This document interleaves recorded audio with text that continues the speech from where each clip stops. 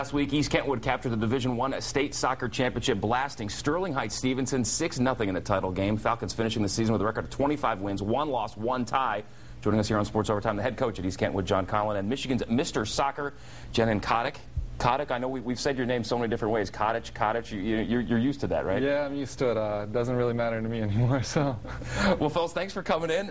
So, congrats on the latest state title, and you're wrapping up your career as a senior, and you guys have won 3 of the last 4 state championships.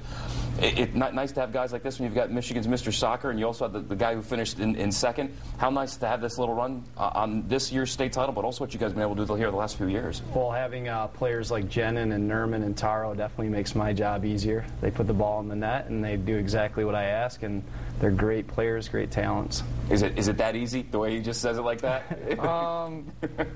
We just like to play the game, so I guess it is that easy. I mean, we have fun like kids in the playground. So. Okay, your senior class, the numbers here, 94 wins, 6 losses, 5 ties. I mean, that's mind-boggling. That's almost like Grand Valley football, kind of, or even better than Grand Valley football the last decade. With it, how's the program been able to achieve this level of success? It was kind of building over the 11-year period. We could see it back in about 2004 that we were starting to become pretty good, and success builds on success. And when we finally broke through in 2007, when these guys were freshmen, I think that was what put us over the hump, and our confidence has grown since then. Okay, now we've got a heavy Bosnian influence. Now you grew up in Bosnia, correct? Yes, I did. Yeah. Okay, so now when did you come to the States? I came to the States when I was 7 or 8 years old in 2000. Okay, so is it just by luck, coincidence, what, that we've got, to be able to have these guys on the team? Yeah, we have a pretty eclectic mix. We have quite a few Liberian and Kenyan kids as well as our Bosnian population, and the key ingredient is they all love the game, and they love to play the game, and so that makes it easy to coach. So we know soccer in the States has been growing, and you see more and more kids playing it, more and more camps and that sort of thing, but when you've got an international flavor and you've got guys that have, their backgrounds, at least growing up and playing in youth leagues, coming from all around the world, makes your job as a coach a little bit better, I guess. Their passion for the game runs further than high school soccer. I mean, they could tell you the stats of probably every international in the world. They play FIFA 2011 every night on their PS3, and it runs through every part of their life, and that makes it easy to coach because they love the game. So what's it been like coaching these guys? They're fantastic. I mean, this senior class will be sorely missed. They're probably one of the best classes I've seen in Michigan, and their work ethic and attitude was fantastic. Definitely irreplaceable group. So what's this 4-year run for you been like? Winning 3 state titles. I mean, a lot of people are just happy that maybe make the playoffs or get to a title game, maybe win one during a time there, but to win 3 out of 4. Right. Well, every year our goal is to win a state championship. So I think we don't just settle for making the playoffs and stuff like that. But it's definitely been an incredible 4 years, and I've enjoyed it, and I'm going to miss it definitely. All right, now future plans. Where are you off to?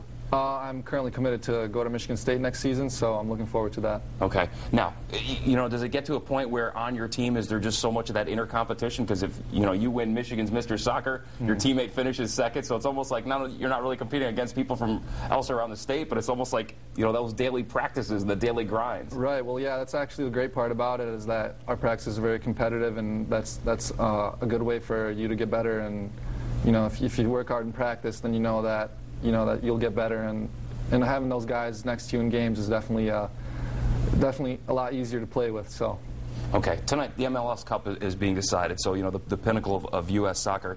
State of U.S. soccer. We've had the World Cup this summer. Landon Donovan giving a lot of people some thrills here for the United States. But it almost seems like soccer is almost like an Olympic sport, where at least in the United States it's like a Michael Phelps sort of thing. It's gone. We'll see in 4 years kind of thing. But overall, the talent level does seem to be getting better. Definitely much better. I mean, Jenin's group of kids is much better than my group back in the early '90s, and every decade it's getting significantly better.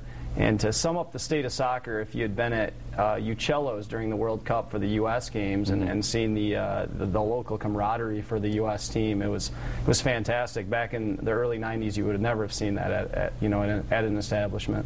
So not that you want to replace guys like this, but you kind of have to. So where's the state of Kentwood soccer now? I mean, you got to keep this going. We'll find out how good a coach I am the next couple of years, definitely. I don't think you replace Nerman and Jenin and Taro and Dino and players like that. All right, fellas. Hey, thank you very much. Sir. I appreciate the time. Thanks for coming by. Congrats on the state title. And Michigan's Mr. Soccer. 3 titles in 4 years. Congrats, guys. Thank you.